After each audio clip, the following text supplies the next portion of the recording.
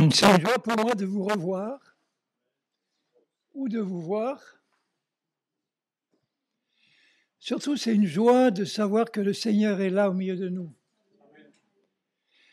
Non seulement il est là en nous, quand nous sommes à lui, mais quand nous nous réunissons en son nom, il est aussi au milieu de nous. Pourquoi est-il au milieu de nous? Pour rester les bras croisés? Non. Pour agir dans la vie de chacun de nous. Sauf si le Seigneur me le montre, sauf s'il ne le montre pas, lui, il voit tout ce qu'il y a dans nos cœurs et dans nos vies, tout notre passé, tout ce qu'on a vécu, tout ce qu'on est maintenant au fond de notre cœur. Il voit ça comme un livre ouvert. Il voit les choses qui vont, les choses qui ne vont pas. Il n'est pas là pour nous juger, nous condamner. Il est là pour nous éclairer, nous perfectionner, nous faire du bien, nous corriger s'il le faut, mais avec amour. Vous aimez recevoir les corrections de Dieu?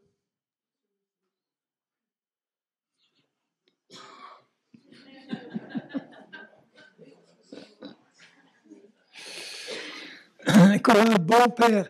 Est-ce qu'il y en a qui ont eu des enfants? Sûrement.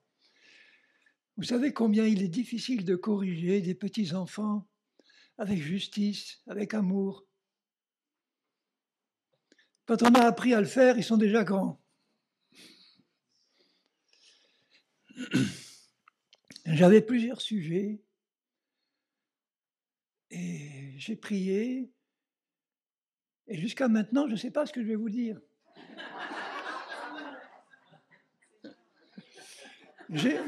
J'ai simplement dit, Seigneur, quand je vais ouvrir la bouche, je t'en prie que ce qui va sortir vienne de toi. Parce que tu connais les besoins de ceux qui sont là. Souvent, il suffit que je regarde les têtes de chacun et brusquement, le Saint-Esprit me dit, parle là-dessus, c'est pour eux. C'est pas ce que tu as préparé avant, forcément, c'est maintenant ce que je te montre pour eux, là. Pour vous.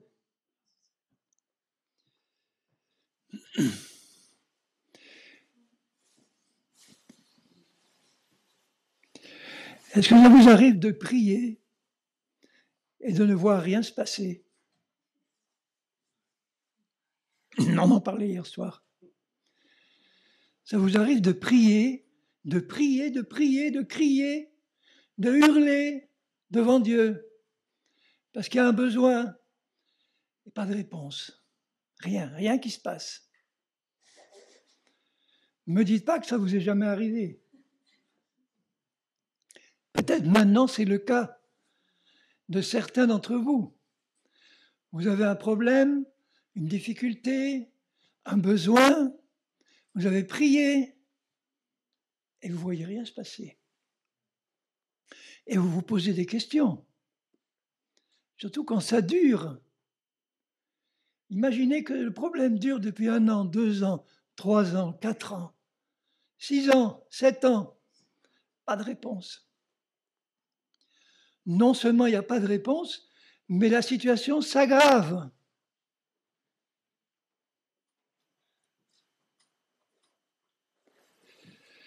Pourtant, Jésus a dit, tout ce que vous demanderez avec foi dans la prière, vous le recevrez. Je vous lis le verset. On connaît bien le passage de Marc 11, mais je vais vous le lire dans Matthieu 21. Matthieu 21, je vous lis juste le verset 22. Matthieu 21, verset 22. Tout ce que vous demanderez avec foi par la prière, vous le recevrez. Il ne peut pas y avoir de promesse plus claire que ça. Tout. En bon français, tout, c'est pas tout sauf. Tout ce que vous demanderez avec foi dans la prière, vous le recevrez. Maintenant, Marc, il dit, Marc 11, au verset 24, c'est la même idée, mais dite différemment. C'est pourquoi je vous dis, qu'est-ce qui parle là? Jésus. Quand Jésus parle, il ne ment pas. S'il était à ma place, qui vous regarderait avec ses yeux d'amour en disant « Mes bien-aimés, j'ai quelque chose à vous rappeler. Je vous dis ceci ce matin pour chacun d'entre vous. Tout ce que vous demanderez en priant, croyez que vous l'avez reçu et vous le verrez s'accomplir. » Le texte grec dit « Croyez que vous le recevez, présent, maintenant, quand vous priez, et vous l'aurez. » C'est la même idée. Hein. Croyez que vous l'avez reçu, c'est-à-dire croyez que vous le recevez au moment où vous priez. Et si cette condition est remplie, la suite vient, vous le verrez, vous le recevrez, vous le verrez s'accomplir. Vous ne mourrez pas sans l'avoir vu. Il ne dit pas, vous le verrez quand vous serez au paradis avec moi. Vous le verrez ici-bas. Bon, il ne peut pas y avoir de promesse plus claire. Mais il y a une condition. Ah, cette condition. Croyez. Matthieu dit, tout ce que vous demanderez avec foi. Donc il y a des moments où on peut se dire devant Dieu, Seigneur, je ne sais pas ce que c'est que croire. J'ai l'impression de croire, mais je ne vois rien. Je ne vois rien s'accomplir. Donc de deux choses l'une, ou ce que vous demandez n'est pas en accord avec la volonté de Dieu. Ça, c'est important. Ou bien, vous le demandez sans foi. Pas C-E-N-T, vous le demandez sans S-A-N-S, foi. D'ailleurs, quand vous le demandez S-A-N-S, vous le demandez C-E-N-T.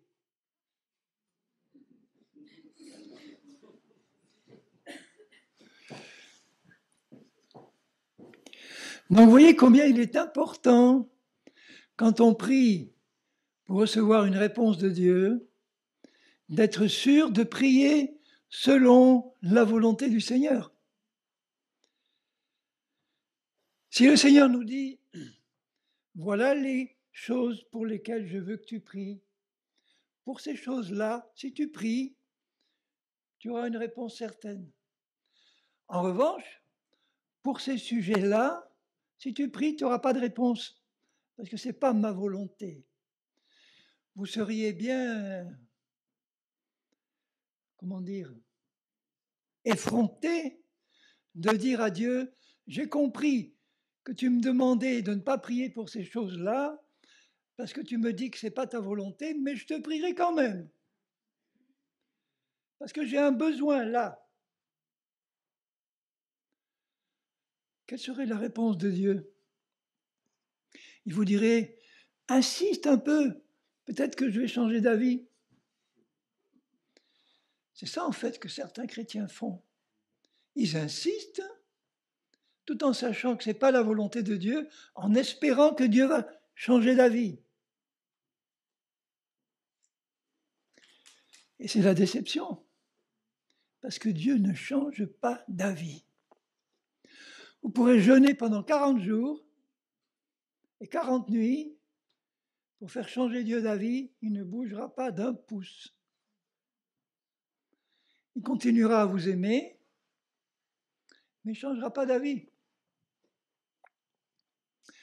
Et quand on prie selon la volonté de Dieu, pourquoi est-ce si difficile de croire que quand on a prié, on a été exaucé dès qu'on a prié? Pourquoi ne pas le croire puisque Jésus le dit, l'affirme? À la limite, quand on connaît la volonté de Dieu, il suffit de prier une fois et on est exaucé. Qu'est-ce que ça veut dire être exaucé? Est-ce que ça veut dire qu'on voit la chose se manifester dès qu'on a prié? Non.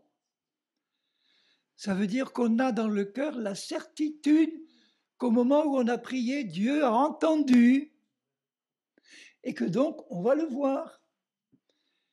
Si on le voit dans la seconde qui suit, c'est un miracle. Si on le voit un peu plus tard, c'est un exaucement concrétisé, manifesté. Mais en fait, Dieu a répondu dès qu'on a prié, parce qu'on était dans sa volonté. Alors comment connaître la volonté de Dieu, d'après vous? En étudiant sa parole. Mais tout n'y est pas dans la parole. Si vous êtes en âge de vous marier et que vous vous demandez à Dieu quelle femme tu as pour moi, c'est pas écrit dans la parole. Là, il va falloir être sensible à ce que le Seigneur veut nous révéler. Mais il y a une chose dont on peut être certain, si je lui dis, Seigneur, je te demande de me conduire ou de conduire vers moi la femme que tu as prévue pour moi, ou inversement, le mari que tu as prévu pour moi. Je te laisse me diriger et je compte sur toi pour que ta volonté s'accomplisse dans ce domaine-là. Là, on peut être confiant que Dieu répond, oui, bien-aimé, j'ai entendu, sois patient, il vient ou elle vient.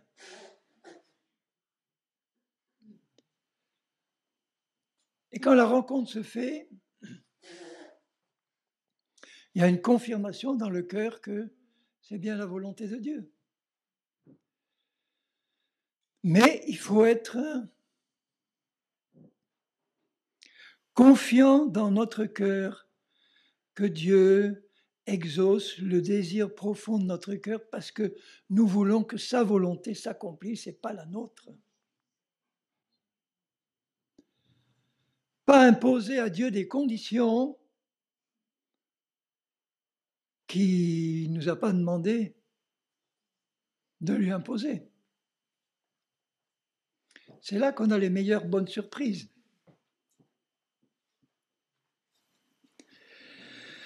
Donc je sens de plus en plus l'envie d'en parler, parce que je suis sûr qu'il y a beaucoup d'entre vous, d'entre nous, qui attendent des réponses de Dieu et qui ne les voient pas venir. Que ce soit dans le domaine personnel, dans le domaine des finances, dans le domaine de la santé, surtout dans le domaine de la santé, dans le domaine d'un plan de Dieu pour ta vie, enfin, dans les domaines qui te tiennent à cœur. Vous n'allez pas me dire qu'il n'y a pas des choses qui vous tiennent à cœur en ce moment, à chacun d'entre nous. Ne serait-ce que dire, Seigneur, je sais que ton retour est proche. C'est clair que son retour est proche.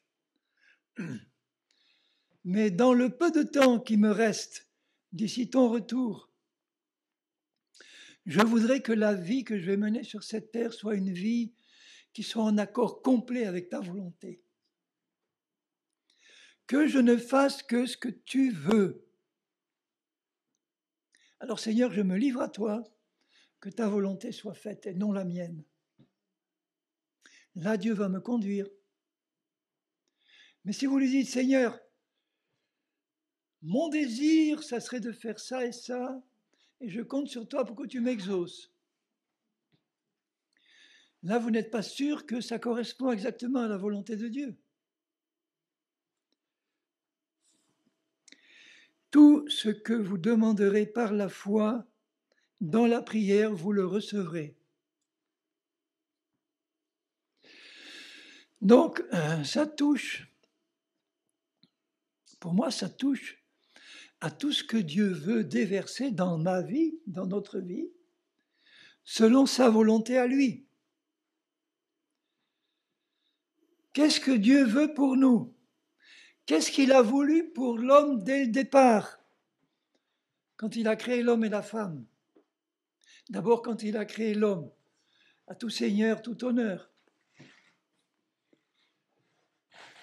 L'homme est le seigneur, le chef. Mais le chef, qui doit être un chef spirituel comme Jésus l'est, en tant que chef de l'Église. Jésus n'est pas un tyran. Jésus est le modèle. Jésus est le serviteur. Jésus a donné sa vie. Voilà le bon chef. Maintenant, Dieu crée un homme dans lequel la femme était inclue, puisqu'elle est sortie de son côté. Il l'a sortie un peu plus tard de son côté. Et il crée l'homme, puis la femme, dans un cadre magnifique. Les 6 jours de la création, juste Adam et Ève ont été... Adam a été créé le dernier, le 6e jour, à la fin du 6e jour.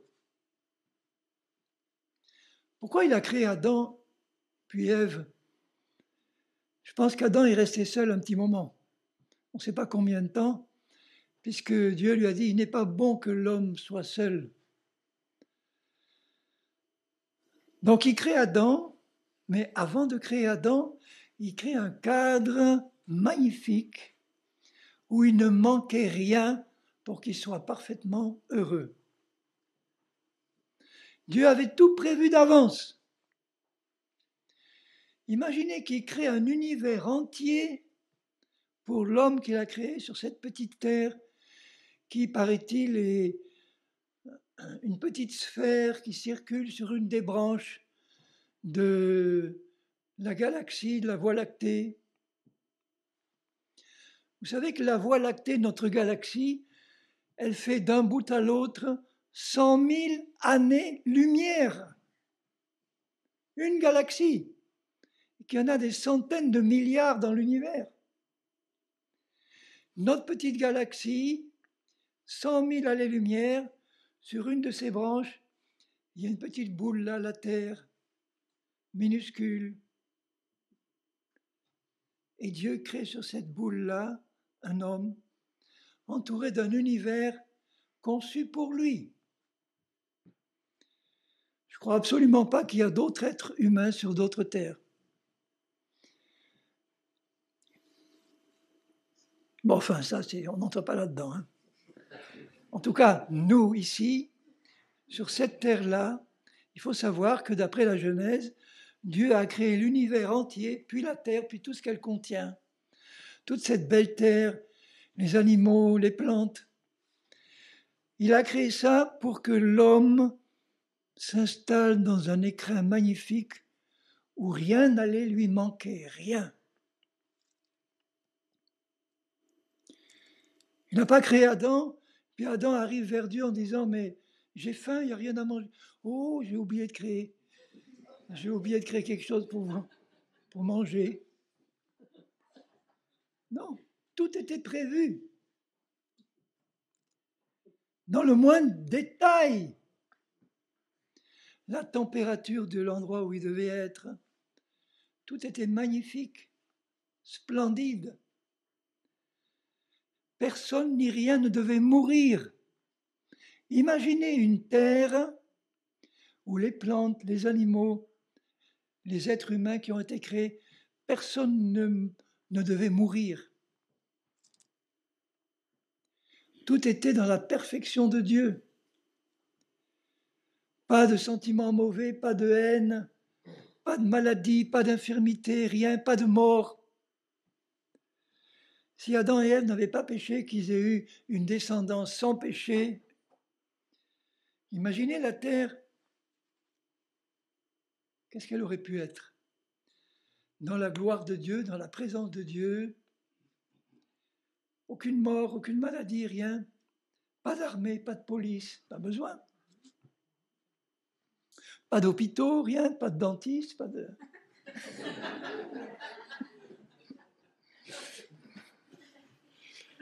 Parce qu'il n'y a pas de maladie, pas de carie, rien.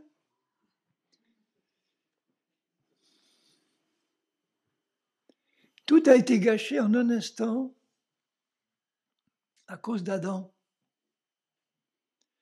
Mes sœurs, ne soyez pas coupables, n'ayez pas de sentiment de culpabilité. C'est pas vous les responsables de la chute. C'est pas Ève, c'est Adam. C'est Adam. Ève a été séduite. Elle avait oublié, apparemment, le serpent dans lequel Satan s'était sans doute glissé. Et elle a trouvé Ève, qui était un moment seul. Adam n'était pas à côté quand elle a été séduite, sinon il serait intervenu tout de suite. Quand le serpent a dit à Ève, c'est-il vrai que Dieu a dit que, etc. Qu'est-ce que Dieu a vraiment dit? Et Ève n'a pas donné la bonne réponse parce qu'Adam n'a pas veillé sur elle pour qu'elle ait la bonne réponse et qu'elle la garde et qu'elle soit capable de donner la bonne réponse à quiconque l'interrogerait. Donc Adam est un gros responsable de la chute. En tant que chef de ma maison, l'homme, en tant que chef, c'est lui qui est responsable de transmettre la parole de Dieu à son épouse et à sa famille. C'est lui. Adam n'a pas veillé sur sa femme. Ce matin-là, en se réveillant, il lui aurait dit, chérie, rappelle-moi ce que Dieu m'a dit au départ. Il a dit qu'il ne fallait pas qu'on touche ce fruit. Non, il n'a pas dit ça. Tu peux le toucher tant que tu veux. Il a dit, vous n'en mangerez pas. D'accord, on n'en mangerait pas de peur que nous mourions. Non, il n'a pas dit de peur que. De peur que, ça veut dire, il se peut que. C'est pas sûr. Non, il a dit, vous mourrez, certainement. Ah, merci mon chéri de me le rappeler. Et quand le serpent serait venu trouver Ève pour lui dire qu'est-ce que Dieu a dit, elle aurait dit, voilà la vérité. Il n'aurait pas pu la séduire. Il ne peut nous séduire que si nous ne connaissons pas la parole de Dieu. Ou si nous avons une parole déformée et tordue dans notre cœur. Comment est-ce possible que ces deux êtres-là, qui étaient purs et parfaits, sans péché, dans le cœur d'Ève et dans la négligence d'Adam, déjà, il y a là quelque chose qui a permis au malin, au diable, de séduire Ève. Donc on a beau être parfaits, ils étaient parfaits dans l'esprit, parfaits en sainteté, parfaits en justice, mais Ève n'était pas parfaite en connaissance de la vérité. Elle n'avait pas encore péché. Mais c'est son ignorance de la vérité qui a permis au diable de la faire pécher. Exactement comme pour nous. Combien de chrétiens vivent aujourd'hui dans le péché sans le savoir? Je ne parle pas des péchés grossiers que tout le monde connaît. Bon, si un chrétien vit dans l'adultère au sens qui trompe sa femme en le sachant, ou une femme trompe son mari en le sachant, il sait ce qu'il fait, il sait... Non, je ne parle pas de ça. Ça, c'est grossier. Mais des choses qui se font dans l'ignorance.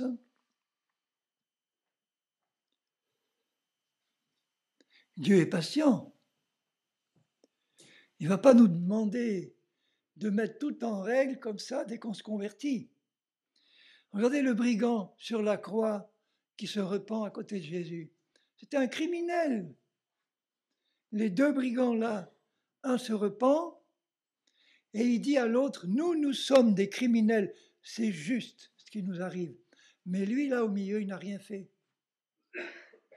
Il se tourne vers Jésus, il a une révélation et il dit, Seigneur, souviens-toi de moi quand tu viendras dans ton règne. C'est fort ça. Il avait la révélation que celui qui était en train de mourir au milieu allait revenir et régner. Le Messie. Mais est-ce qu'il confesse en détail tous ses péchés? Est-ce qu'il sort de sa poche? Il ne pouvait pas, il était cloué. Une liste à... Non. Souviens-toi de moi quand tu reviendras. Quelle est la réponse de Jésus? Je te le dis aujourd'hui, aujourd'hui tu seras avec moi au paradis. Tous tes péchés sont effacés. Maintenant, si ce criminel-là avait vécu, est-ce qu'il aurait eu des choses à mettre en ordre dans sa vie? Certainement, comme nous tous. Étant criminel, peut-être voleur, il avait accompli dans son passé des choses sans doute graves pour être crucifié. Je pense vraiment que s'il avait survécu, le Seigneur lui aurait demandé peu à peu de mettre en ordre des choses qu'il aurait dû mettre en ordre. Imaginez par exemple qu'il ait volé un char à un général romain pour je ne sais pas, le garder pour... Enfin, peu importe. Imaginez qu'il ait volé un objet précieux qu'il garde dans sa maison. Vous pensez que s'il avait survécu, le Seigneur lui aurait demandé de régler ça? Pourtant, tous ses péchés étaient pardonnés. Le Seigneur lui aurait dit certainement, cet objet précieux que tu gardes dans ta maison, là, d'où vient-il? Ben, je l'ai volé. Ah, qu'est-ce que tu comptes en faire maintenant? Mais maintenant que tu m'as pardonné, Seigneur, je le garde. Pensez que le Seigneur lui aurait dit ça? Tu vas mettre ça en ordre et tu vas prendre cet objet, si c'est possible, si maintenant la personne n'est pas décédée ou on ne sait pas, bon, tu vas retourner et tu vas rendre cet objet à la personne que tu as volé. Oui, il lui aurait demandé ça, le Seigneur. Sûrement. J'ai connu un ancien mafiosi qui s'était converti, un mafiosi corse. Et il me dit un jour, moi je suis converti, je sais que mes péchés sont pardonnés, mais il y a une chose qui bloque, je n'y arrive pas, je prie et je n'y arrive pas. Un exemple. Je prie et je n'y arrive pas. Je n'arrive pas à être baptisé du Saint-Esprit. Impossible. Je prie Dieu qui me baptise, je prie Dieu. Impossible, ça ne marche pas. Quand il me le dit, j'ai une révélation de Dieu, je lui dis, tu as des objets volés dans ta maison? Il me regarde comme ça. Il me dit, je sais ce que j'ai à faire maintenant.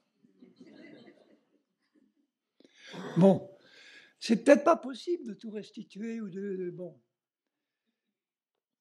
Mais, parce qu'il y a des choses qui sont volées par des mafiosi, qui les revendent à bas prix, on ne sait pas d'où ça vient, bon, on ne sait pas comment réparer ça.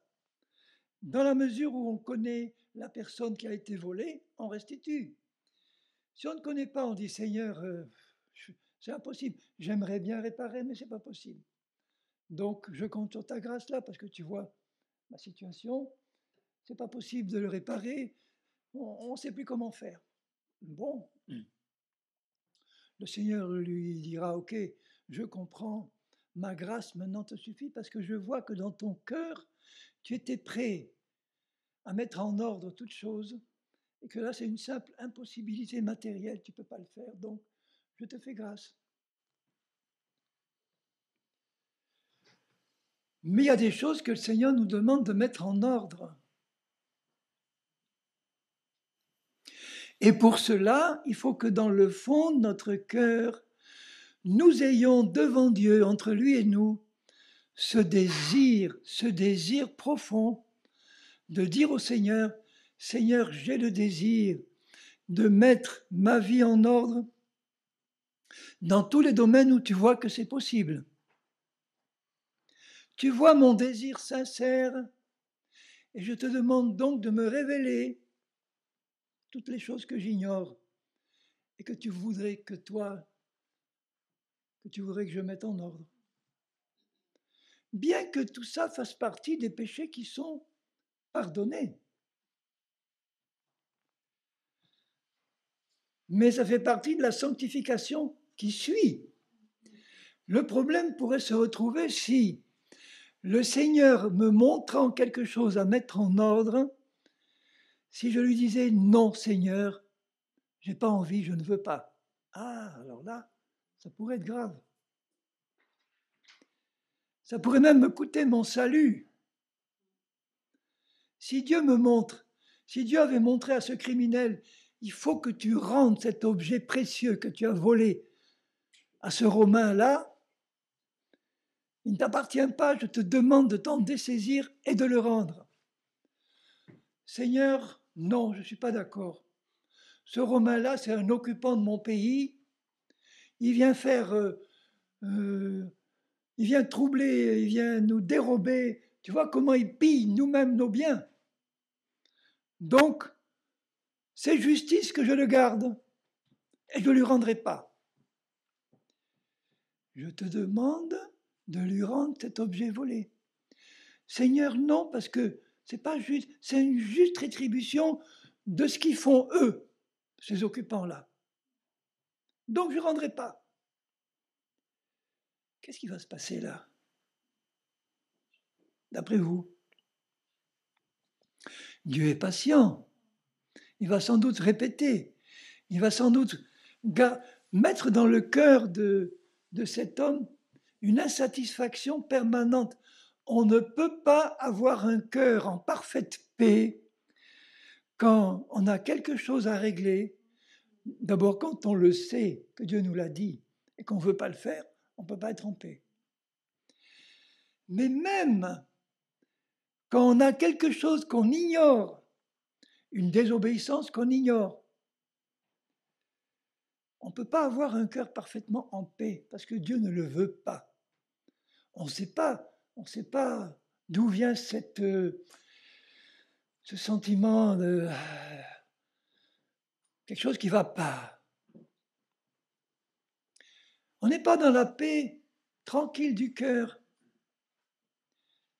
On ne sait pas ce qu'il y a à régler. Dieu le sait. Parce qu'il y a quelque chose à régler que Dieu le sait et que nous ne le savons pas, la première manière qu'il a de nous parler, c'est de mettre un sentiment d'insatisfaction quelque part au fond de notre cœur, dont on finit par être conscient et qui ne part pas. On a beau tout faire pour s'en débarrasser, ça ne part pas. Là, c'est une indication que je dois m'approcher de Dieu pour lui dire, Seigneur, il y a dans mon cœur ce sentiment d'insatisfaction, peut-être qu'il vient de mon propre cœur qui me condamne sans raison. Peut-être que ça vient de toi qui essaie de me prévenir de quelque chose. Seigneur, je ne sais pas, mais je demande ton aide. Je demande que tu m'éclaires s'il y a quelque chose que je dois régler dans ma vie et que tu essayes de me prévenir par ton esprit. Je me mets devant toi, Seigneur, et je te supplie, je veux que tu me révèles la vérité. Montre-moi, Seigneur, s'il y a quelque chose que tu veux que je règle, que je n'aurais pas compris, ou bien je suis accroché à une fausse doctrine, un faux enseignement qui ne correspond pas à la vérité de la parole, et ce faux enseignement auquel je suis accroché m'empêche d'entendre la voix de ton esprit. Alors Seigneur, je suis prêt aussi à renoncer à tout faux enseignement que tu voudras bien me révéler par ton esprit. Je veux avoir dans mon cœur, Seigneur, l'amour de la vérité en tout. L'amour de la vérité consiste non seulement à être débarrassé de toutes les fausses doctrines qu'on peut avoir, qui nous ont été souvent inculquées dans des églises, comme la fausse doctrine de la souveraineté de Dieu. C'est la pire des fausses doctrines qu'on peut imaginer.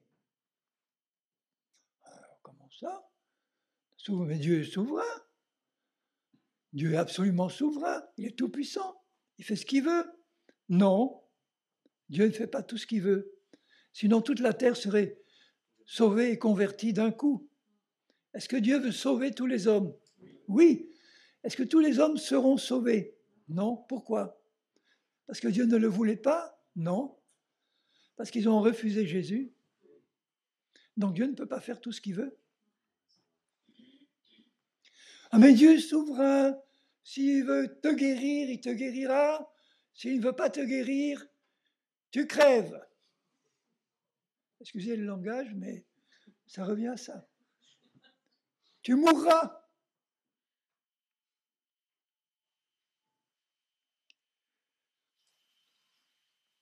Mais non, c'est faux. Si Dieu veut sauver tous les hommes et que tous ne sont pas sauvés, ce n'est pas sa faute. Si Dieu veut guérir tous les hommes et que certains ne sont pas guéris, ce n'est pas la souveraineté de Dieu. C'est parce que les conditions qu'il a fixées n'ont pas été remplies.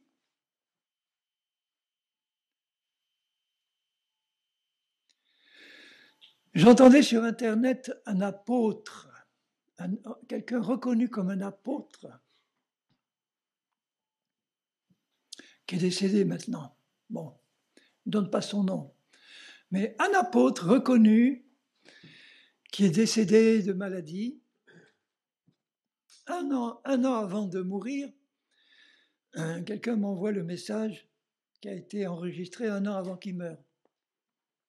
Et là, cet apôtre dit clairement, je sais que la maladie vient de Dieu, vient de Satan, que la guérison vient de Dieu, que la maladie est une œuvre du diable, que Jésus a porté sur la croix nos maladies, nos infirmités. Je le sais. Mais, alors voilà, mais dans sa souveraineté, Dieu veut parfois qu'un chrétien reste malade toute sa vie. J'écoute ça, je dis quoi?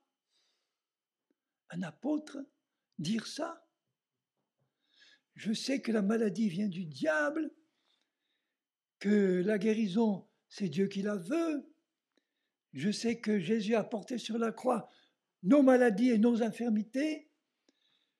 Mais je crois que Dieu, dans sa souveraineté, veut qu'un tel reste malade toute sa vie. Ça ne peut pas être la vérité.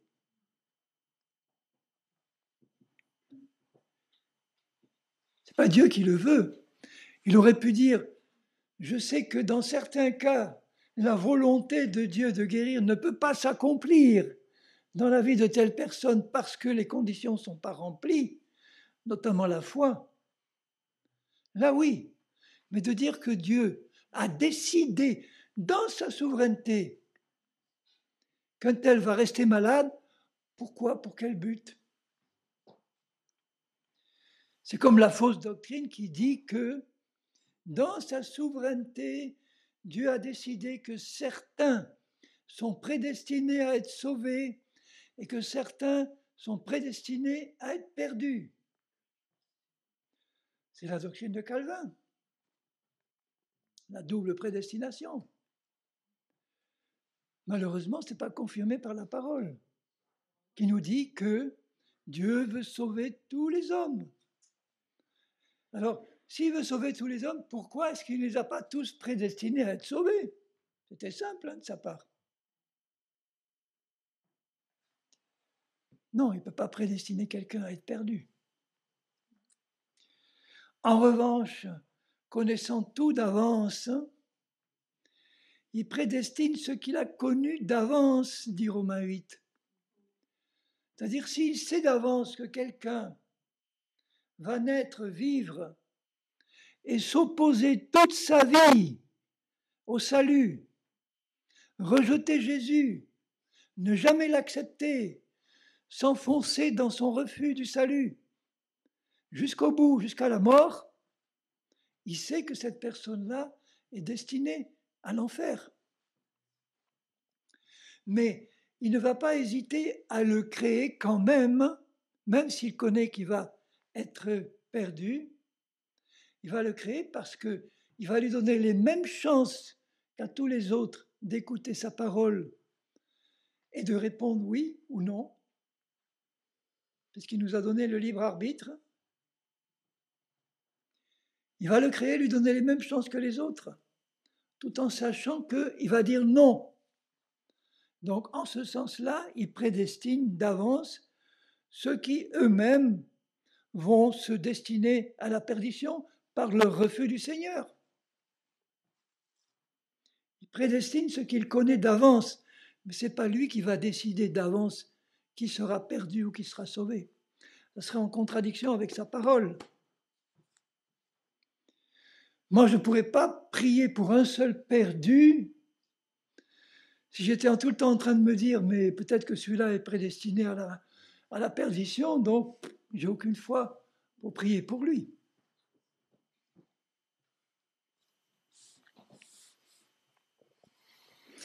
Alors pourquoi est-ce qu'on prie et qu'on ne reçoit pas ce qu'on a demandé? Je le répète, soit parce qu'on ne connaît pas la volonté de Dieu,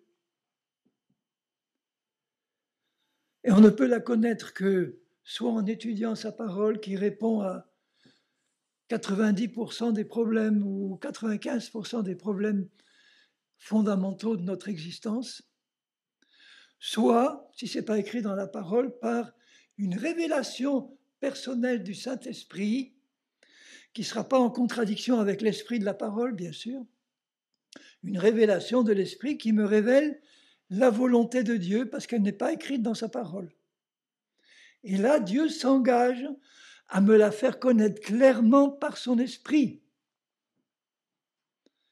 Donc, connaissant la volonté de Dieu, soit par la parole, soit par une révélation du Saint-Esprit, là maintenant, je peux prier avec foi.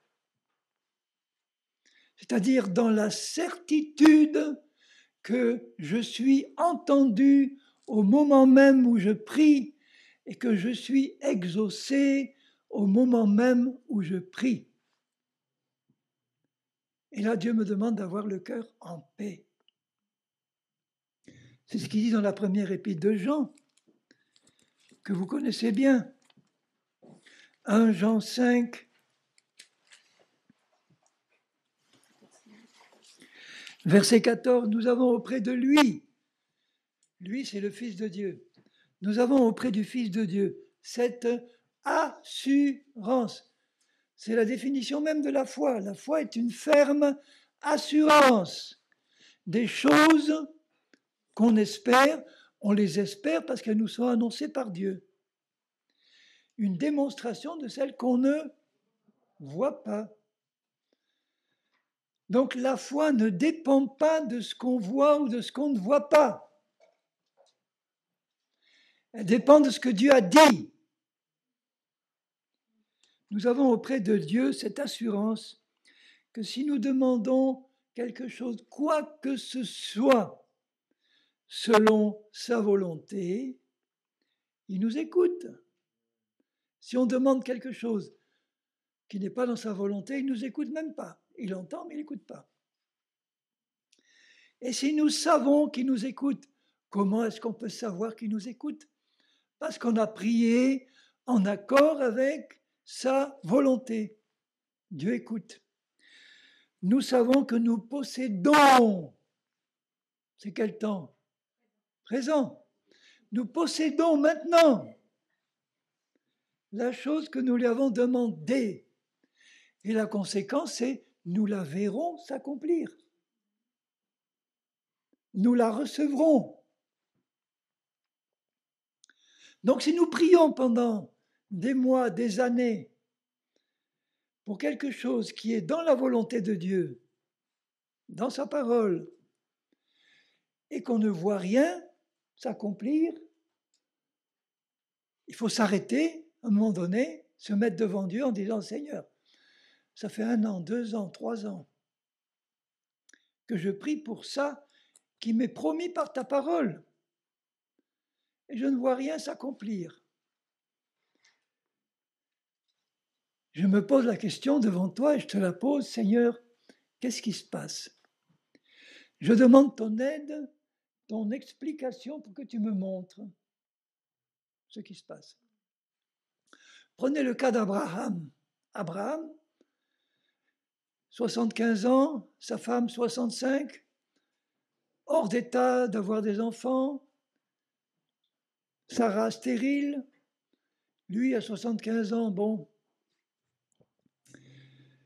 c'est pas le moment d'avoir des enfants normalement. Et Dieu lui fait une promesse, tu auras un fils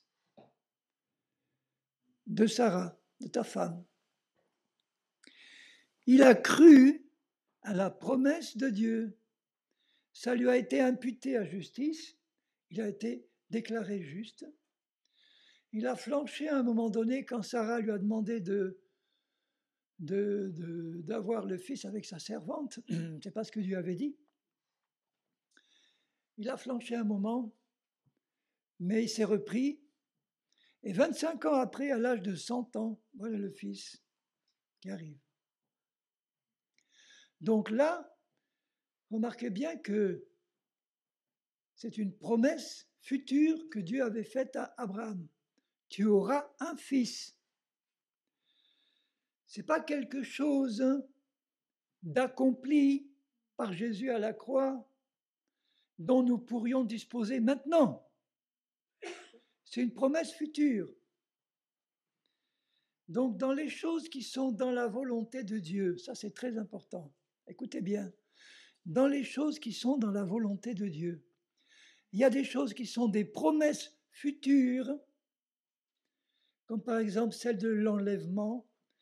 Je te promets que je viendrai te chercher pour t'enlever à ma rencontre, si tu es prêt. Ça, c'est une promesse future. Mais il nous demande de la croire avec assurance et de ne pas douter qu'on va être enlevé. Pour ça, il faut remplir les conditions. Être né de nouveau et baptisé d'eau et d'esprit et marcher dans la sanctification, c'est-à-dire pas vivre dans un péché connu sans le confesser et l'abandonner. Un chrétien baptisé d'eau et d'esprit qui serait en train de pratiquer le péché en le sachant et en refusant de se repentir, il ne part pas. Il est trop lourd pour monter. Alors que s'il reconnaît son péché immédiatement, le sang de Jésus efface ce péché et il part. D'où la nécessité de vivre en permanence dans un esprit d'humilité et de repentance, d'être prêt à se repentir dès que le Saint-Esprit nous montre quelque chose à régler, sans attendre. Il est patient, le Seigneur, mais il y a un temps que le Père a décidé où la trompette va sonner. Et le chrétien qui dit « Seigneur, attends demain pour que je me repente », et la trompette sonne pendant la nuit, il ne part pas. Il va faire partie de l'armée des trucidés de l'Antichrist, l'armée des décapités de l'Antichrist, l'armée de ceux qui auront refusé la puce qui va être mise en place quand l'Église sera partie. Quand je pense qu'il y en a qui enseignent que certains, Dieu veut qu'ils restent pendant la tribulation pour s'occuper des Juifs ou des perdus, c'est de la folie. Il veut que son épouse soit enlevée à sa rencontre. Tous ceux qui vont rester, les chrétiens qui vont rester, auront pas d'autre choix que refuser la puce qui va être implantée au monde entier comme des bœufs pour les surveiller et les contrôler. Refuser la puce, c'est être décapité. L'accepter, c'est être perdu pour toujours, parce qu'elle sera associée à l'adoration de la bête. Quel choix! Dieu veut ôter de la terre qui va recevoir la colère et le jugement de Dieu, dans l'Apocalypse, il veut ôter son épouse. Son épouse n'est pas destinée à la colère. L'Église de Christ ne traversera pas la tribulation. C'est l'enlèvement de l'épouse qui va marquer le début de la tribulation de 7 ans. Et tous ceux qui vont rester feront partie ou des martyrs de la tribulation ou des perdus.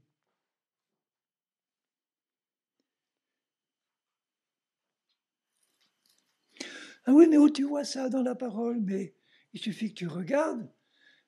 C'est dit constamment, plusieurs fois, au moins 3-4 fois, nous ne sommes pas destinés à la colère. Dans l'Apocalypse, on voit que l'Église, elle est mentionnée dans les 3 premiers chapitres, et après on n'en parle plus, jusqu'au chapitre 19 où elle revient avec Jésus sur des chevaux blancs ailés. On n'en parle pas parce qu'elle n'est pas sur la terre.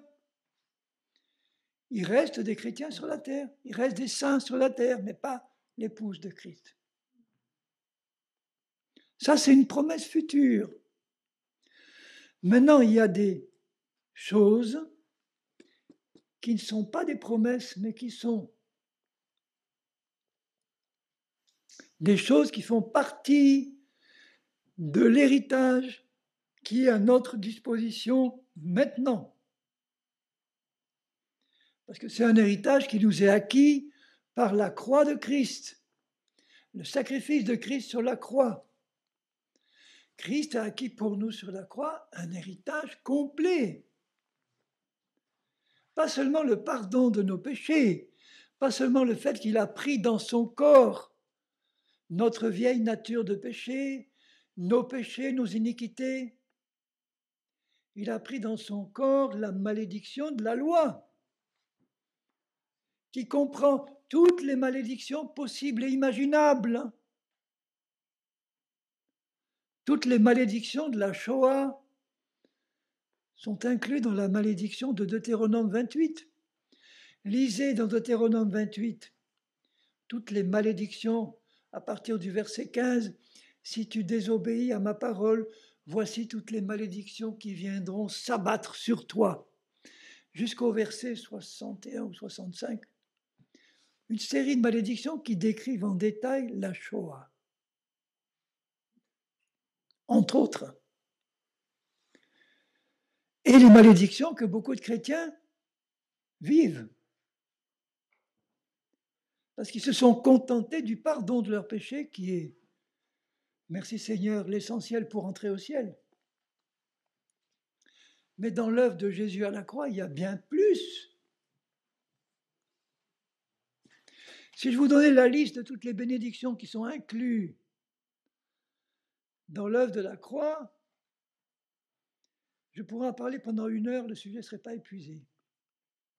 Il a acquis pour nous, en résumé, le pardon complet de tous nos péchés. Évidemment, nous les avons reconnus, ou nous les reconnaissons quand le Saint-Esprit nous le montre. Il a acquis pour nous la guérison de toutes nos maladies, de toutes nos infirmités. C'est acquis à la croix. Et quand vous savez que 90% des chrétiens sont malades, d'une maladie ou d'une autre, plus ou moins grave, mais ils sont rares les chrétiens qui sont en parfaite santé, sans rien. Bon, évidemment, il peut y avoir une petite calvitie. Bon, c'est pas... Oui, c'est une infirmité. Le jour de l'enlèvement, tous ceux qui ont une calvitie vont retrouver tous leurs cheveux d'un coup. Je ne pense pas qu'ils vont monter chauves au ciel. Ou ceux qui ont des dents en moins les auront tout de suite. Ceux qui ont un membre en moins, ils ne vont pas monter manchot ou estropié. Tout ça sera dans le corps glorifié, remis entièrement à neuf. Donc, Christ sur la croix, c'est écrit. Où est-ce que c'est écrit, frère Henri? Bon, premier épître de Pierre, chapitre 2, verset 24. Lui qui a porté lui-même nos péchés dans son corps, pas dans son esprit, hein, dans son corps sur le bois, afin que morts au péché, nous vivions pour la justice. Il y a une autre traduction que je préfère parce qu'elle est plus près du texte grec. C'est celle-ci. Afin que, étant morts à cause des péchés, nous vivions à cause de la justice. C'est beaucoup plus près de la vérité. Nous étions morts à cause de nos péchés. Il a pris nos péchés sur la croix. Il nous a donné sa justice en échange. Et maintenant, nous vivons. Nous sommes vivants à cause de la justice qu'il a acquise pour nous à la croix et qu'il nous a donnée. Lui, par les meurtrissures duquel vous avez été guéris. Quand est-ce qu'il a porté nos maladies sur la croix? Quand est-ce qu'il a été meurtri pour que nous soyons guéris? Il y a 2000 ans.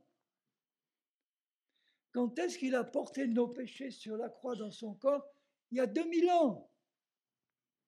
Il y a 2000 ans d'avance, Jésus a porté les péchés de tous ceux qui allaient vivre après lui. De même qu'il a porté les péchés de tous ceux qui allaient vivre, qui ont vécu avant lui et qui ont été sauvés avant lui grâce au sacrifice qu'il allait accomplir peut-être 2000 ans après. Puisqu'Abraham, c'était 2000 ans avant Jésus. Il a été sauvé, déclaré juste par sa foi grâce au sacrifice de Jésus.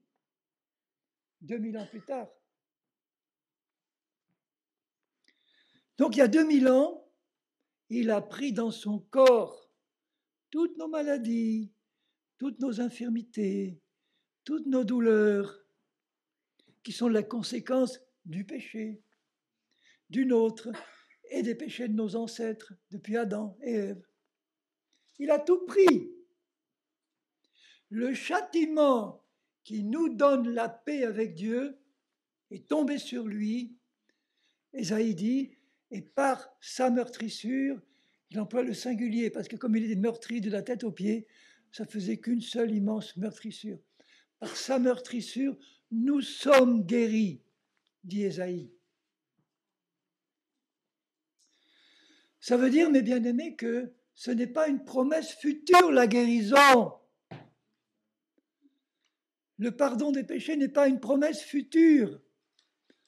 C'est un fait acquis par Jésus-Christ à la croix qui est disponible pour nous maintenant, à une condition, croire que c'est la vérité. Oui, mais j'ai prié Dieu pendant 7 ans pour qu'il me guérisse et je ne vois rien. Pourquoi prier bourrique pour quelque chose que Dieu t'a donné?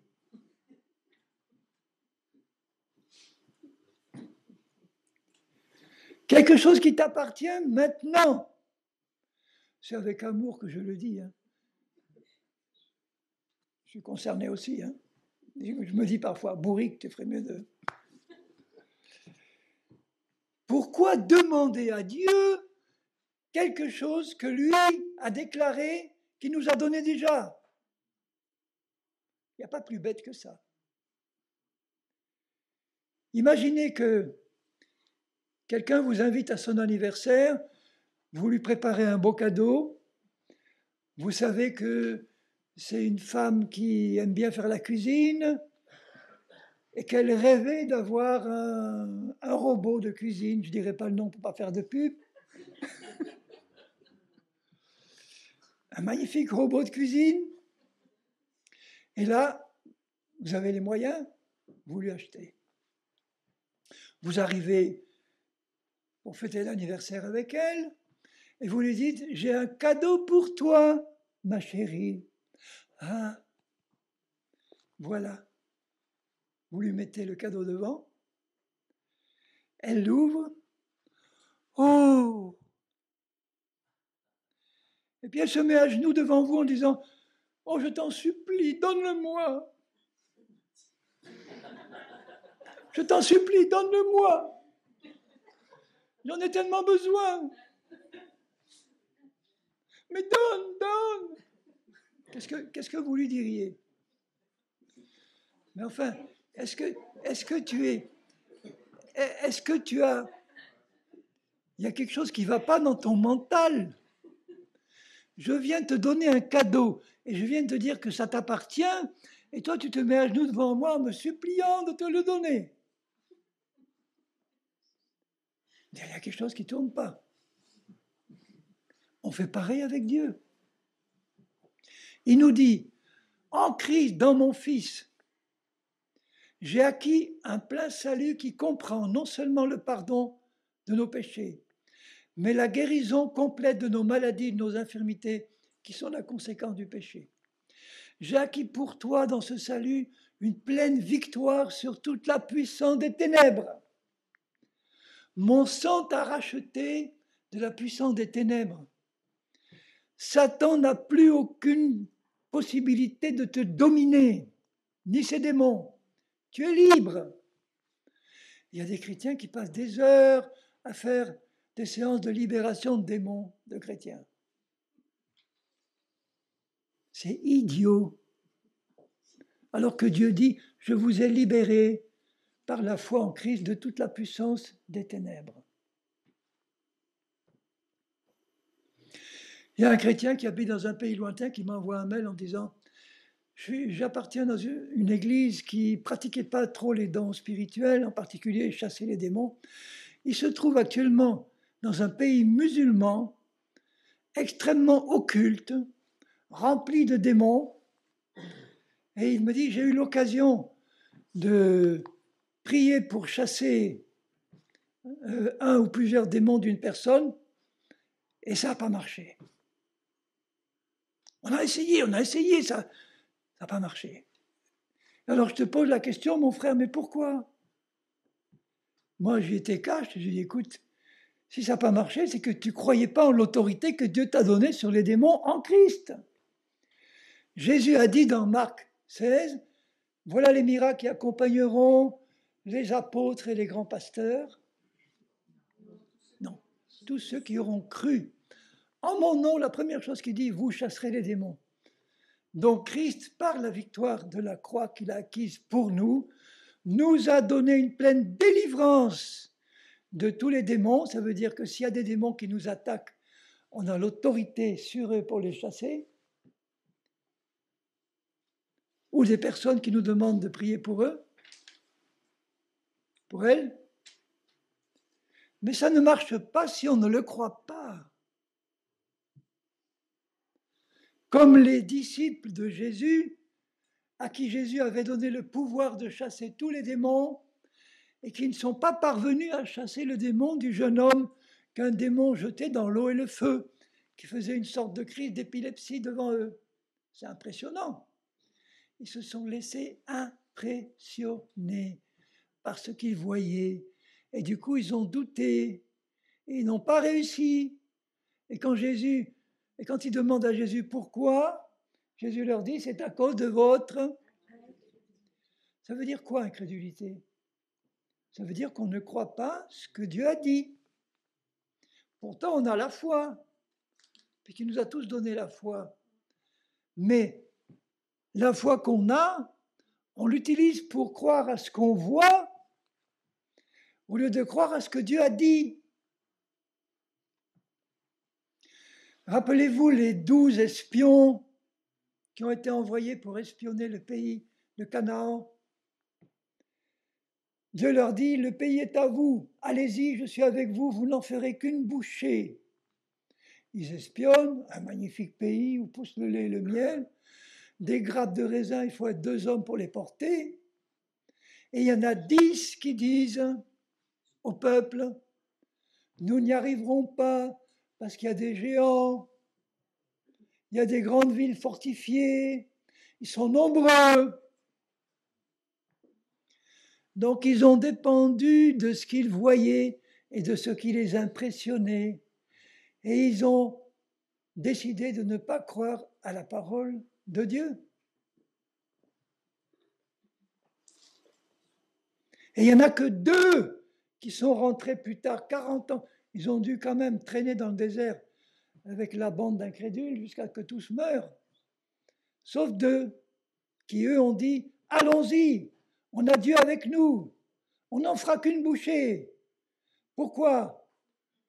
Parce qu'il y a Dieu avec nous et qui nous a fait la promesse.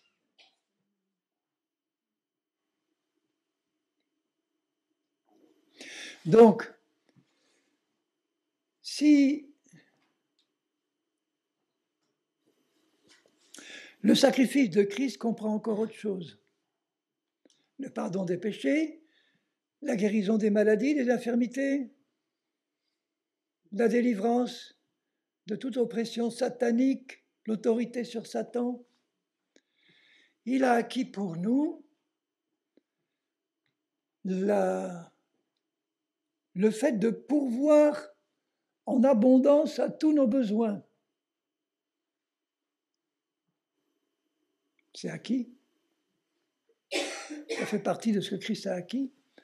Ça veut dire que si tu as un besoin matériel, un besoin financier, quelque chose de juste dont tu as besoin, il y a là, en Christ, une provision, une réserve dans laquelle tu peux puiser avec foi. Je pourvoirai avec abondance à tous tes besoins. Je l'ai vécu pour ma part, j'aime bien donner mon témoignage. Il y en a qui l'ont entendu plusieurs fois. Quand, à l'âge de 46 ans, Dieu m'a demandé d'abandonner mon travail pour aller le servir par la foi, sans salaire, sans chômage, sans rien, sans demander rien à personne, sans quoi que ce soit, aucune aide de l'État, rien. Que Dieu, avec une femme, 5 enfants, dans notre pays, vous voyez les besoins que ça peut représenter. Quand toutes mes réserves ont été épuisées, et qu'il fallait attendre là, tant qu'il y a des réserves, on n'a pas besoin de foi. Quand mes réserves ont été épuisées, là, les miracles ont commencé.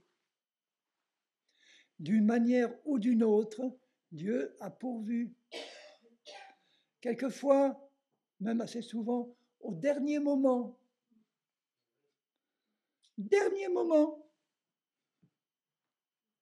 Il a pourvu. Donc je rends gloire à Dieu. Pourquoi ? Parce que j'avais une promesse. Quand il m'a dit à 46 ans, démissionne, marche par la foi, sous-entendu, je pourvoirai moi à tes besoins. Il a mis dans mon cœur le désir de ne jamais rien demander à personne.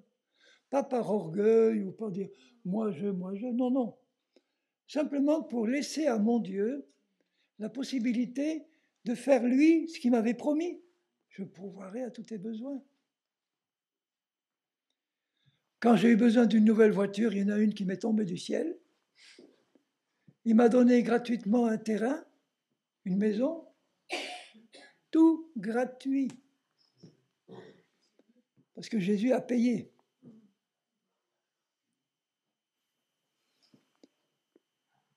Il y a eu des moments difficiles, hein, des moments où, imaginez, tu as une femme, 5 enfants, 2 qui font des études supérieures, payantes. Tu arrives à la fin du mois, il n'y a plus un sou. Mais moi, j'étais dans la joie parce que je savais que Dieu allait pourvoir. Et il a pourvu. Fidèlement. Pourquoi ? Parce que il a mis dans mon cœur le désir de lui faire confiance. Je te fais confiance, Seigneur. Je me décharge sur toi de tous mes problèmes, car toi-même, tu t'en occupes. Déchargez-vous sur lui de tous vos problèmes, car lui-même prend soin de vous. Tout ça, c'est acquis à la croix. Qu'est-ce qu'il a acquis à la croix ? Le fait d'avoir maintenant le Saint-Esprit demeurant en nous. qui n'était pas le cas d'Abraham et des saints de l'Ancienne Alliance. Le fait de pouvoir être, non seulement d'avoir le Saint-Esprit, mais d'être baptisé du Saint-Esprit. Le fait de pouvoir accomplir les mêmes œuvres que Jésus, et de plus grandes encore, c'est acquis pour nous. Quand Jésus dit à ses disciples, « Celui qui croit en moi fera les mêmes œuvres que moi, et de plus grandes encore. » C'est acquis par le sacrifice de Jésus pour tous ceux qui croient. Il y en a qui me disent, « Mais on n'a jamais vu ça. Si tu regardes l'histoire de l'Église, on n'a jamais vu même un seul homme, une seule femme, qui ait réalisé historiquement les mêmes œuvres que Jésus et de plus grandes encore. » Et alors, c'est pas parce qu'il n'y en a jamais eu que la parole de Jésus n'est pas bonne. Elle est toujours bonne. Alors pour ma part, je dis, Seigneur, moi je suis candidat à les faire. Pas par orgueil, pas pour qu'on me regarde, pour que la parole de mon Seigneur soit honorée. Et si on est tous dans cette même attitude d'esprit, en disant, Seigneur, je suis disponible pour faire tes œuvres, moi, je suis incapable de les faire moi-même, incapable même de les trouver moi-même, mais je suis disponible pour que tu te serves de moi pour les faire. J'en ai vu quelques-unes, mais je ne suis pas satisfait. Loin de là. Je dis, Seigneur, il y a encore des choses à faire dans ma vie pour que ça devienne maintenant effectif. Je t'en supplie, Seigneur. Travaille-moi, change-moi encore, purifie-moi encore de tout ce que j'ignore, pour que je puisse être entre tes mains un instrument qui manifeste ce que tu as dit. Il nous a donné en Christ encore la possibilité de marcher par l'esprit et plus par la chair. Ça, Abraham et les saints d'Ancienne Alliance ne l'avaient pas. Il était très charnel. David était très charnel, tout en étant un homme selon le cœur de Dieu. Il a fait des choses qu'aujourd'hui, certaines choses qu'aujourd'hui on dirait, mais même un païen ne ferait pas les choses comme ça. Vous voyez tout ce que Christ a acquis pour nous? Il a acquis pour nous, tu seras sauvé toi et toute ta famille. Ça fait partie des choses qu'il a acquises. Toutes ces bénédictions-là, Éphésiens 1, verset 2 dit, « Béni soit Dieu le Père de notre Seigneur Jésus-Christ, qui nous a bénis de toutes sortes de bénédictions spirituelles dans les lieux célestes. » Elles sont là suspendues. Et Dieu attend qu'on étende la main pour les prendre, pas pour le prier constamment de nous les donner. Elles sont à nous, pour qu'on ose les prendre en disant, Seigneur, de ça j'ai besoin, et je te remercie parce que c'est inclus dans le sacrifice de Jésus. C'est à ma disposition.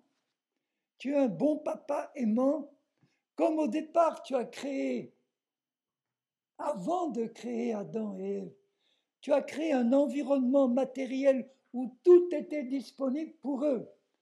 Maintenant, en Christ, tu as créé un environnement spirituel où tout est disponible pour nous, pour la nouvelle création que nous sommes en Christ. Tout est disponible.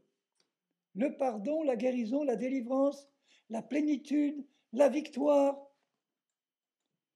un témoignage à la gloire de Dieu. Et quand j'entends des chrétiens dire « Non, mais Dieu est souverain, il me garde malade pour que je puisse le glorifier dans la maladie, par la patience que j'ai à supporter cette épreuve. » Tête à claque.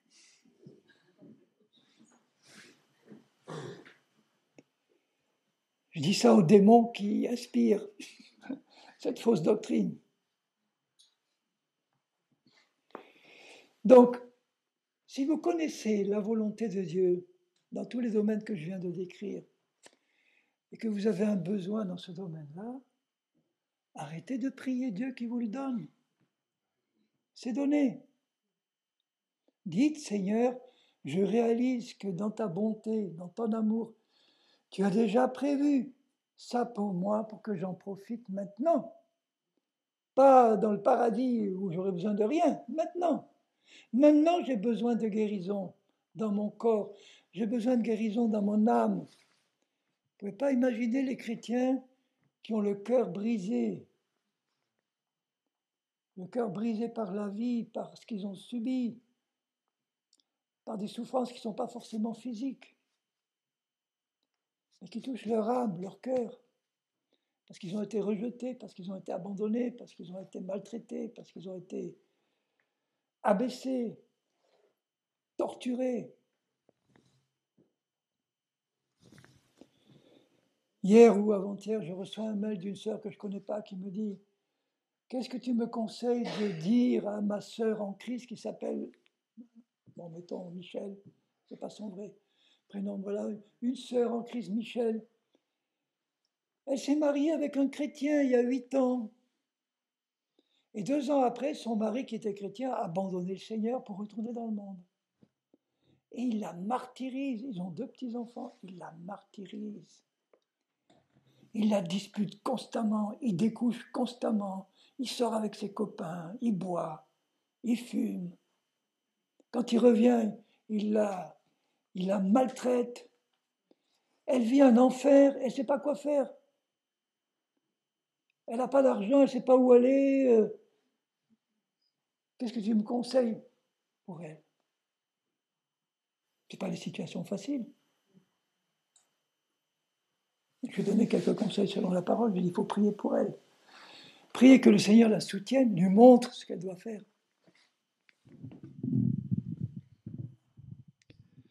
Il y a des chrétiens qui vivent un enfer, je ne dirais pas un enfer parce que l'enfer c'est tellement horrible que rien sur la terre ne peut être comparable, mais des situations tellement dures que leur cœur est brisé.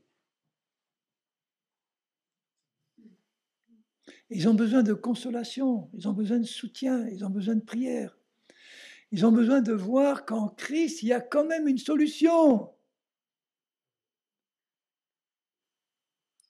La volonté de Dieu, c'est que ce mari-là se repente et qu'il revienne au Seigneur, c'est sûr. Donc là, je peux prier, elle peut prier avec foi. Parce que le diable va arriver en lui disant, non, ton mari est allé trop loin, c'est pas la peine de prier pour lui. Il ne reviendra plus au Seigneur, c'est terminé. Non. Prie pour lui, il va revenir. Ah oui, mais c'est impossible. À vue humaine, c'est pas possible. Arrête de raisonner à vue humaine. Tu seras sauvé toi et ta famille. Ton mari, c'est ta famille. Dieu veut qu'il se repente, crois-le. Ah mais j'y arrive pas, c'est pas possible. Dis pas que c'est pas possible. Rien n'est impossible à Dieu. Tout est possible à celui qui croit. Crois-le malgré tout ce que tu vois. Vous voyez, bien-aimés, quand on veut être exaucé par Dieu, au sens où, quand on veut voir se manifester quelque chose qui nous appartient en Christ, qu'on n'a pas encore vu, mais on sait que ça nous appartient.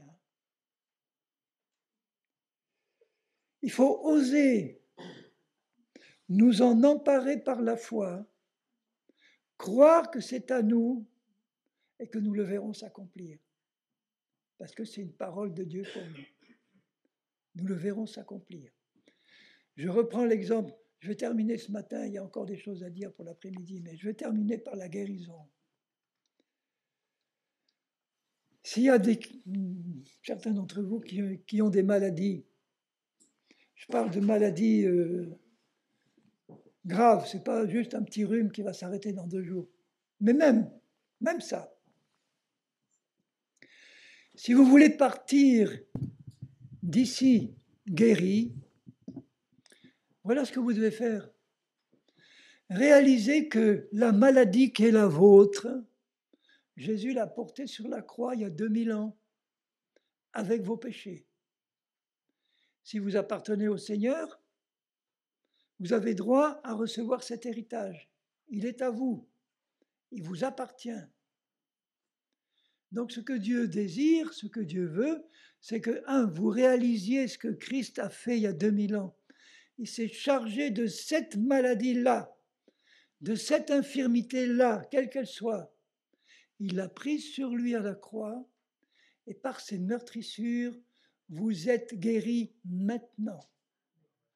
Pas demain, pas après-demain. Maintenant, vous êtes guéris. C'est pas moi qui le dis, c'est Dieu. Même, vous avez été guéris il y a 2000 ans. C'est pourquoi vous êtes guéris maintenant. Vous avez été guéris il y a 2000 ans par les meurtrissures de Jésus. Vous avez été guéris il y a 2000 ans. Oui, mais le docteur, qui est un bon spécialiste, il m'a dit que c'était incurable.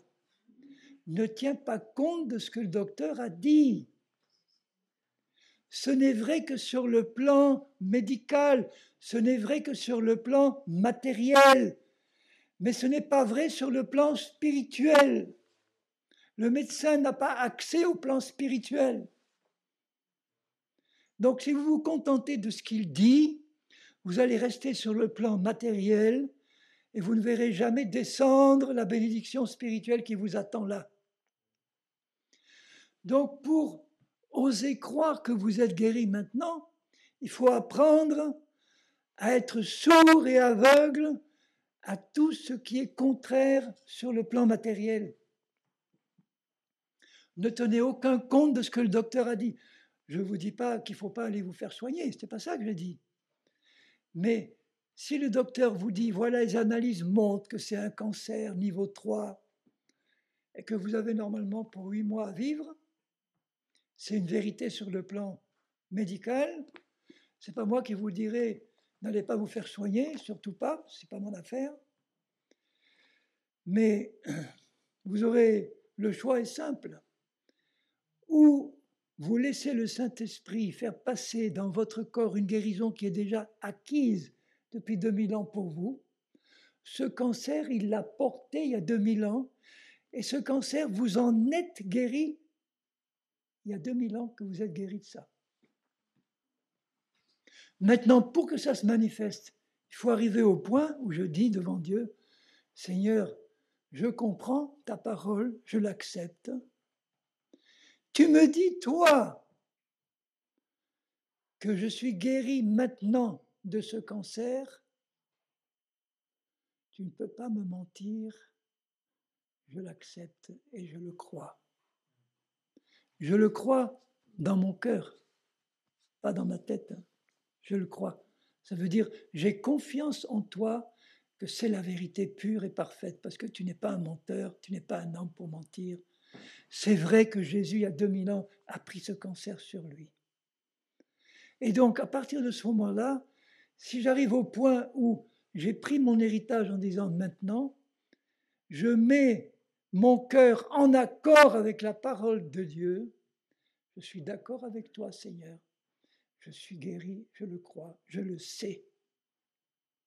Je ne m'occupe plus de ce que je sens, parce que le diable va me dire c'est faux, mon corps va me dire c'est faux, les symptômes vont me dire c'est faux, le docteur va me dire c'est faux, les frères et sœurs incrédules qui me regardent avec mes cernes vont me dire c'est faux, tout me dira c'est faux.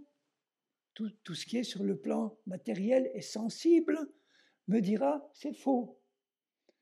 Et moi, je suis au milieu d'un combat. Tu as toute une série de choses et de personnes qui me disent c'est faux. Regarde ce que tes sens te disent. Les médecins ne travaillent qu'au niveau des sens physiques, du monde matériel. Il y a tout un environnement qui me dit c'est faux, et il y en a un qui me dit c'est vrai ce que je te dis. Tu es guéri maintenant. Tout ce que vous demandez avec foi dans la prière, vous le recevrez. Crois que tu l'as reçu ou crois que ça t'appartient et tu le verras s'accomplir. Comment ? En croyant que par les meurtrissures de Jésus, vous êtes guéris maintenant. que ce soit la myopie, que ce soit quoi que ce soit, un cancer. On a vu ici au milieu de nous des guérisons de cancer, de maladie de Lyme. Dans la famille de notre frère, il y a eu des guérisons merveilleuses, son épouse lui-même, qui ont été obtenues comment ces guérisons? Simplement par le fait qu'ils ont cru dans leur cœur que c'était fait. C'était fait. Non pas que ça allait être fait, mais que c'est fait. Je suis guéri, Seigneur, parce que tu le dis. Et je ne vais pas me laisser troubler si les symptômes augmentent dans les 10 minutes ou les 2 jours qui suivent. Parce que ça, c'est l'œuvre de Satan. Je vais rester là, mes yeux fixés sur Jésus dans la tempête, mes yeux fixés sur lui. Je terminerai en vous lisant 2 petits versets dans Hébreux. Hébreux 3 et Hébreux 12.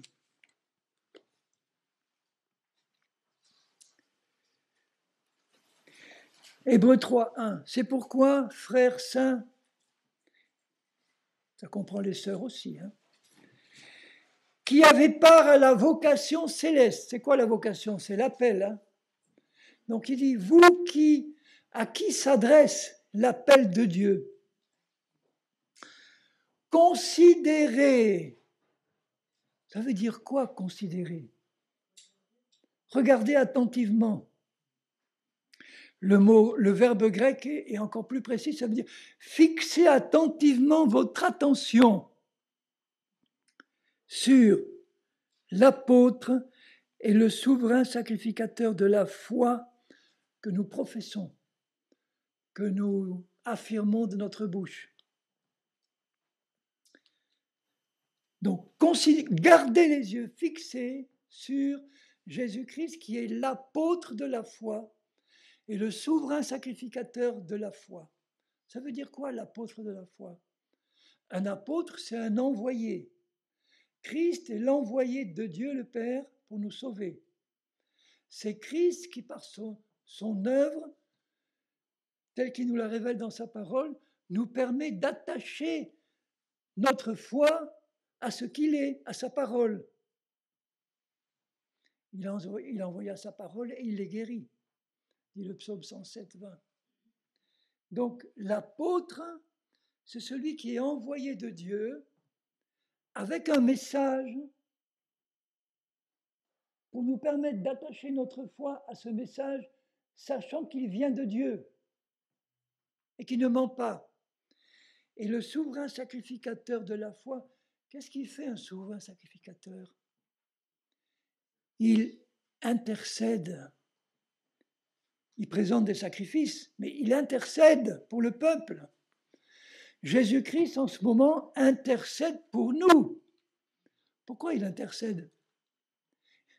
Père Saint, je te prie pour que toute l'œuvre que j'ai accomplie dans de si grandes souffrances puisse se manifester dans la vie de mes bien-aimés là. Qu'il n'y ait rien qui soit laissé de côté dans cette œuvre que j'ai accomplie pour eux. Il intercède en disant, Seigneur, mon Père, ouvre leur intelligence pour qu'ils voient clair, qu'ils voient ce que j'ai accompli, qu'ils comprennent ce que j'ai fait pour eux. Tu vois, Seigneur, un tel, regarde à quel point son intelligence, elle est bloquée. Il intercède en disant, Seigneur, mon Père, par ton esprit là en lui, ouvre son intelligence, ouvre son cœur comme tu l'as fait pour la marchande de pourpre. Ouvre son intelligence. Il intercède pour que la foi qu'il m'a donnée, je puisse l'utiliser à bon escient pour l'attacher à la vérité qu'il me révèle.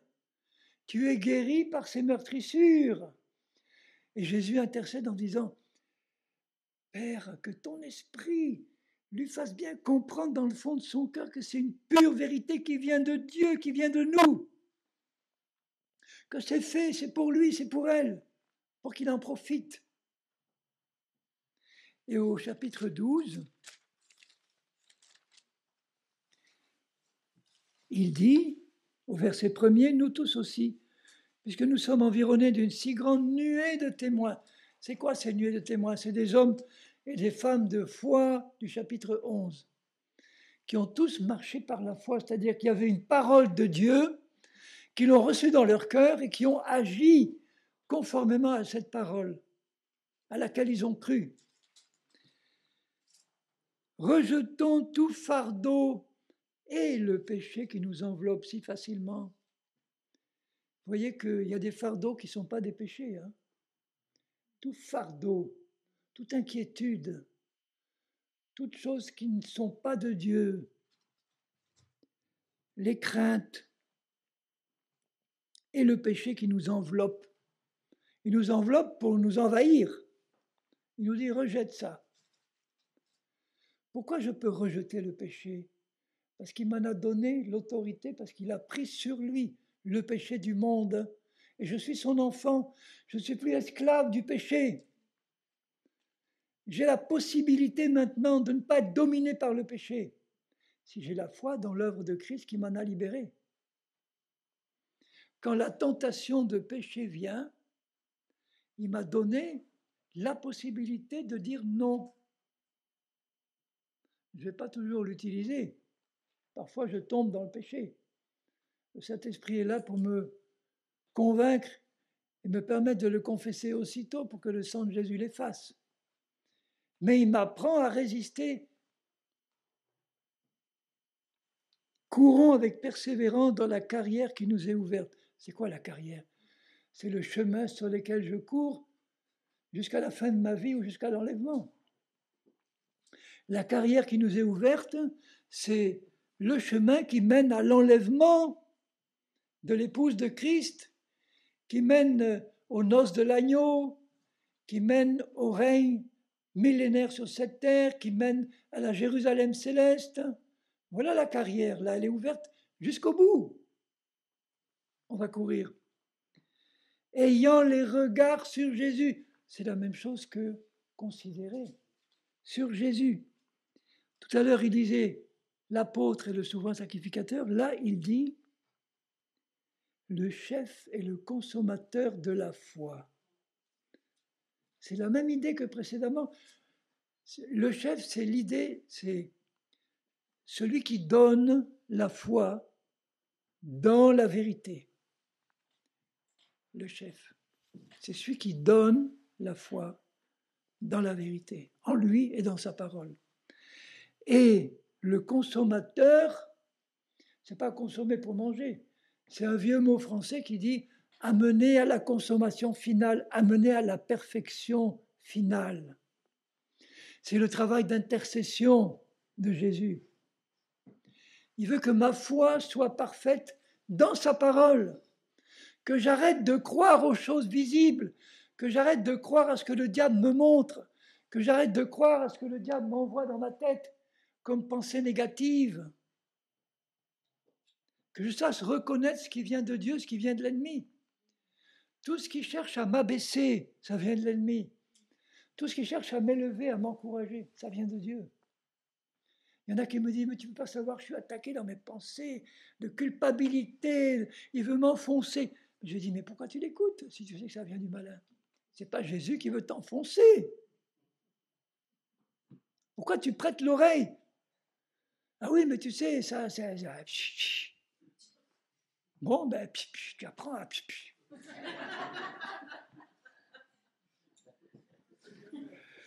repousser. Ayant les regards sur Jésus, qui en vue de la joie qui lui était réservée, il a marché par la foi sur la croix, Jésus. Il savait qu'il allait ressusciter le troisième jour, mais il savait par quoi il devait passer. Et c'est l'assurance de sa foi qui lui a permis de traverser cette épreuve en vainqueur. En vue de la joie qui lui était réservée, c'est la joie de la résurrection, de la victoire finale, totale. A souffert la croix, méprisé l'ignominie et s'est assis à la droite du trône de Dieu.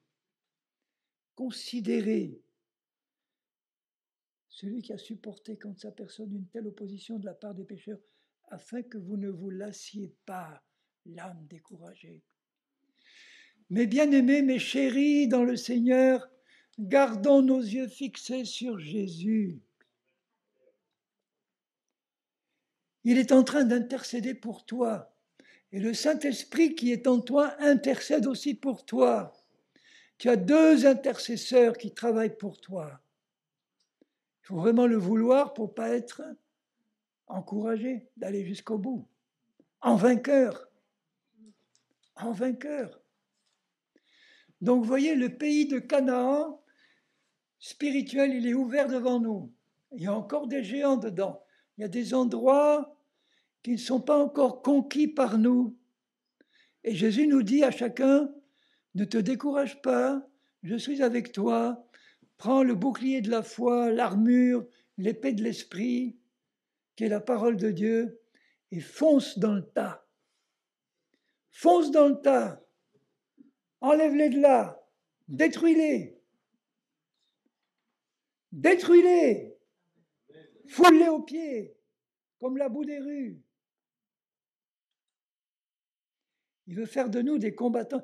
L'héritage que Dieu nous a donné est à notre disposition, mais il y a un combat à mener dans la foi que ça nous appartient déjà, que c'est à nous.